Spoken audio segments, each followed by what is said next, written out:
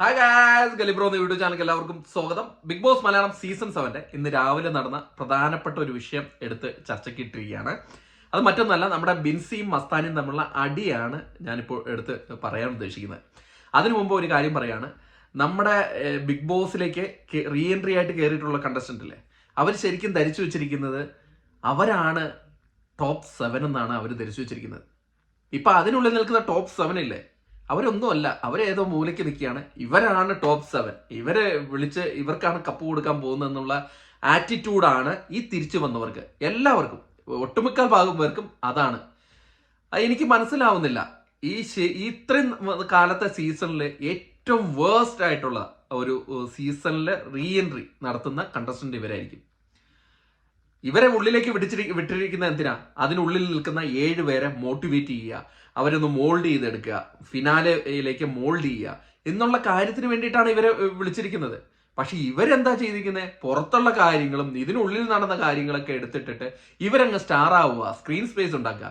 ഇവരായ കാലത്ത്, ഇവരുണ്ടായ കാലത്ത് ഇതുപോലത്തെ സ്ക്രീൻ സ്പേസ് ഉണ്ടായിരുന്നെങ്കിൽ ഇതുപോലെ പുറത്തു പോയില്ലായിരുന്നു, അതിനുള്ളിൽ തന്നെ നിൽക്കായിരുന്നു, ഇതുപോലെ ഫിനാലയിൽ നിൽക്കായിരുന്നു. ഇത് ആ സമയത്തൊന്നും ചെയ്യാണ്ട് ഇപ്പം വന്ന് കിടന്നിട്ട് മറ്റുള്ളവരുടെ സ്പേസിൽ കയറി കിടന്നിട്ട് പട്ടി ഷോ കാണിക്കുക. ഇത് പട്ടി ഷോ എന്ന് തന്നെ പറയാം, പട്ടി ഷോ ആണ് കാണിക്കുന്നത്.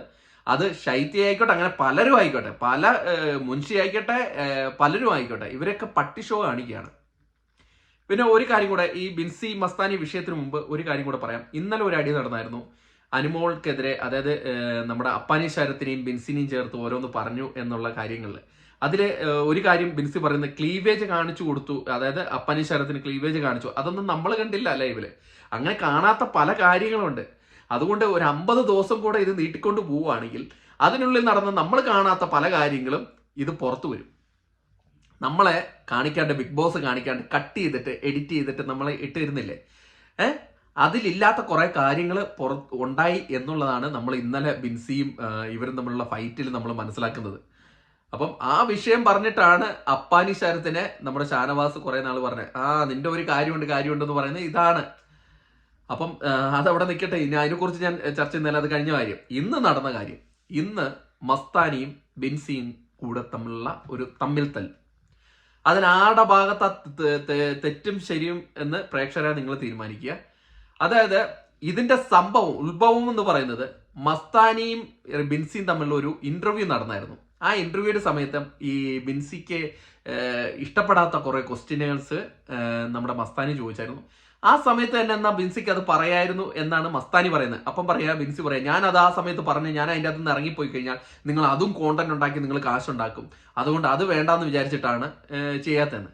അങ്ങനെ ബിൻസി മസ്താനിയുടെക്കെതിരെ ഒരു വീഡിയോ ചെയ്തു. അതായത് ആ ക്ലിപ്സ് വെച്ചിട്ട് വീഡിയോ ചെയ്തപ്പം ബിൻസിയുടെ ചാനലിന് കോപ്പിറൈറ്റ് സ്ട്രൈക്ക് അടിച്ചു കൊടുത്തു എന്നാണ് പറയുന്നത്. അതിന്റെ ഒരു ദേഷ്യമാണ് ഇവിടെ വന്ന് തീർക്കുന്നത്.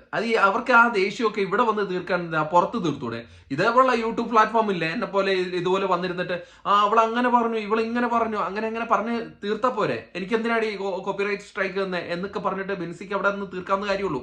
ഇതിന്റെ ഉള്ളിൽ വന്ന് തന്നെ തീർക്കണം എന്നുള്ളതിന്റെ കാര്യം എനിക്ക് മനസ്സിലാവുന്നില്ല. അപ്പം അതാണ് അതിന്റെ മെയിൻ പാർട്ട്. അതിന്റെ പേരിലാണ് ഈ അടിയൊക്കെ നടക്കുന്നത്. ആ സമയത്താണ് മസ്താനി പറയുന്നത്, നീ എങ്ങനെയാ പോയെന്ന് അറിയാം, നീ നിന്റെ ചാച്ചന്റെ ഓട്ടോയിലല്ലേ കയറി പോയേ എന്ന് പറഞ്ഞു. അത് വലിയൊരു എന്താ, ചാച്ചന്റെ ഓട്ടോ എന്താ അത്ര മോശമുള്ള കാര്യമാണോ? മസ്താനി വന്നതും എങ്ങനെയാ ഉയർന്നു വന്നതൊക്കെ നമുക്കറിയാം. ഈ വളരെ സാധാരണ കുടുംബത്തിൽ നിന്നും, വളരെ സാധുവായിട്ട് പാവപ്പെട്ട കുടുംബത്തിൽ നിന്ന് വന്നതാണ്. ഓട്ടോയ്ക്ക് എന്താ അത്ര പ്രശ്നമാണ്? ഓട്ടോ കയറി പോകുന്ന അത്ര വലിയ എന്താ? ബിൻസിയുടെ അപ്പൻ ഓട്ടോ ഓടിച്ചാണ് അവളെ അത്രയും വളർത്തിയത്. ആ ഓട്ടോയിൽ തന്നെ കയറി പോകുന്ന അവൾക്ക് പ്രൗഡ് മൂവ്മെന്റ് ആണ്. അത് പറഞ്ഞത് മസ്താനിയുടെ ഭാഗത്ത് ഭയങ്കര തെറ്റാണ്. അത് കേട്ടോടൻ ബിൻസിയുടെ കുരുപൊട്ടി. ബിൻസി പിന്നെ വായിക്ക് തോന്നുന്നു കോതയ്ക്ക് പാട്ടെന്ന് പറഞ്ഞ രീതിയിൽ അങ്ങ് പറയാൻ തുടങ്ങി. എന്തൊക്കെയാ പറയുന്നത്? നീ ആരാന്നറിയോ? നിന്റെ പേര് തന്നെ മാറ്റിയിട്ടില്ലടി നീ പുട്ടിയിട്ട് നടക്കുന്നത്. നിന്റെ പേര് മാറ്റിയല്ലേ പുട്ടിയിട്ട് നടക്കുന്നത്. നിനക്ക് എന്റെ അപ്പൻ നല്ലൊരു തന്തയാ, ആ തന്ത ഉള്ളതുകൊണ്ടാണ് ഞാൻ ഇവിടെ ഇരിക്കുന്നത്. നിനക്ക് അങ്ങനെ ഒരു തന്ത ഇല്ലാത്തതിന്റെ കുണമല്ലേ നീ കാണിക്കുന്നതെന്ന് പറയാണ്. നിനക്ക് അങ്ങനെ ഒരു തന്ത ഇല്ലാത്തതിന്റെ കോണമാണ് നീ കാണിക്കുന്നത്. അത് ഏറ്റവും നാറിയ വർത്തമാനമാണ് ബിൻസി പറഞ്ഞത്. ബിൻസിക്ക് അത് പോസിറ്റീവായിട്ടല്ല നെഗറ്റീവായിട്ട് ബാധിക്കും. മസ്താനിക്ക് അത് പോസിറ്റീവായിട്ട് വരും. മസ്താനി ഇവിടുന്ന് ഇറങ്ങുന്ന സമയത്ത് നെഗറ്റീവ് ആയിരുന്നു, ഇപ്പൊ കയറി ഇനി ഇറങ്ങുകയാണെങ്കിൽ മസ്താനിക്ക് പോസിറ്റീവായിട്ട് വരും. കാരണം ആ രീതിയിലാണ് ബിൻസി ഭയങ്കര ദേഷ്യത്തിലാണ് ഈ കാര്യം പറയുന്നത്. പക്ഷെ മസ്താനി അവിടെ വളരെ കൂളായിട്ടാണ് ഇരുന്ന് കാര്യങ്ങൾ പറയുന്നത്. അപ്പം ബിൻസി പറയുന്നുണ്ട്, നിനക്ക് ഒരു നല്ലൊരു തന്ത ഇല്ലാത്തതുകൊണ്ടല്ലേ നീ ഇങ്ങനെ ഈ കുണം കാണിക്കുന്നത് എന്ന് പറയുകയാണ്. അത് ശരിക്കും വളരെ മോശമാണ് ബിൻസി, വളരെ മോശം, ഒരു രക്ഷയില്ല, അതിന് ന്യായീകരിക്കാനൊന്നുമില്ല. പുട്ടിയിട്ട് നടക്കുക, ഇതൊക്കെ ബിൻസിയും പുട്ടിയിട്ട് നടക്കുന്നില്ലേ? ബിൻസി എന്താ പുട്ടിയിടാണ്ടാണ് നടക്കുന്നത്? പുട്ടിയിട്ട് നടക്കുന്നു, പേര് മാറ്റി, അതൊക്കെ ഇതിനുള്ളിൽ വന്ന് വിളിച്ചിരുന്ന് പറയേണ്ട കാര്യമില്ല. നിങ്ങളുടെ വിഷയം നിങ്ങൾ പുറത്ത് തീർക്കുക. ഇത് ഇവിടെ വന്നിരുന്നിട്ട് ഈ കാര്യം സംസാരിക്കേണ്ട യാതൊരു കാര്യമില്ല. അതുകൊണ്ട് തന്നെ ബിൻസിക്ക് നല്ല രീതിയിൽ നെഗറ്റീവ് അടിക്കും. ഇവരൊക്കെ സ്ക്രീൻ സ്പേസിന് വേണ്ടിയിട്ട് ഇവിടെ വന്ന് ഈ കാര്യങ്ങൾ ചെയ്യുന്ന കാര്യങ്ങൾ നിങ്ങൾക്ക് പുറത്ത് ഒരു നിങ്ങളുടേതായിട്ടുള്ള പ്ലാറ്റ്ഫോം ഉണ്ട്, യൂട്യൂബ് ചാനൽസ് ഉണ്ട്, അവിടെ പോയിരുന്ന് പറയുക. ഇത് ബാക്കിയുള്ളവർ കേൾക്കേണ്ട കാര്യമില്ല. നിങ്ങൾ ഇതിനുള്ളിലേക്ക് വിട്ടിരിക്കുന്നത് അതിൻ്റെ അകത്ത് നിൽക്കുന്ന 7 കണ്ടസ്റ്റന്റിനെ മോൾഡ് ചെയ്ത് ഫിനാലയിലേക്ക് അയക്കാൻ ഒരു ഹെൽപ്പ്, ആ ഒരു സംഭവമാണ് കൊടുക്കുന്നത്. അവർ ഇത്രയും കാലം അവിടെ നിന്ന് സ്ട്രഗിൾ ചെയ്തതിന് ഇവരെല്ലാവരും കൂടെ വന്ന് എൻജോയ് ആയിട്ട് ചെയ്യേണ്ട ഒരു കാര്യം ബിൻസി തകർത്ത് തരിപ്പണമാക്കി ഭയങ്കര ആറ്റിറ്റ്യൂഡൊക്കെ കാണണം. ഒരു രക്ഷയില്ലാത്ത. ലൈവ് കണ്ടവരാണെങ്കിൽ നിങ്ങളൊന്ന് കമന്റ് ഇടുക, കാണാത്തവരാണെങ്കിൽ എപ്പിസോഡിൽ കാണാം. അപ്പം ഇത് പറയാനാണ് വന്നിരിക്കുന്നത്. പിന്നെ ഒരു കാര്യം കൂടെ പറയാണ്, വോട്ടിംഗ് സൺഡേ വരെ ഉണ്ട്. അതായത് ഫിനാലെ തുടങ്ങുന്നതിന് 2 മണിക്കൂറോ അല്ലെങ്കിൽ 1 മണിക്കൂർ മുമ്പ് വരെ നിങ്ങൾക്ക് വോട്ട് ചെയ്യാം. നിങ്ങളുടെ ഇഷ്ട മത്സരാർത്ഥികൾക്ക് വേണ്ടി നിങ്ങൾ വോട്ട് ചെയ്യുക. അതോടൊപ്പം തന്നെ ടോപ്പ് ഫിനാലെ 5 അല്ല, ഫിനാലെ 7 ആൾക്കാരാണ് ഉള്ളത്.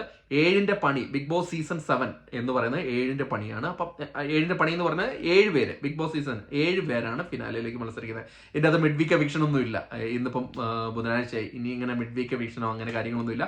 അപ്പം കൂടുതൽ അപ്ഡേറ്റുകളുമായിട്ട് നമ്മൾ വീണ്ടും കാണാം. ആരെങ്കിലും നമ്മുടെ ചാനൽ സബ്സ്ക്രൈബ് ചെയ്തില്ലെങ്കിൽ ദയവ് ചെയ്ത് ചാനൽ സബ്സ്ക്രൈബ് ചെയ്യുക, സഹായിക്കുക, ഹെൽപ്പ് ചെയ്യുക. അപ്പം കൂടുതൽ ബിഗ് ബോസ് അപ്ഡേറ്റുകളുമായി അടുത്തൊരു വീഡിയോ ആയിട്ട് കാണാം.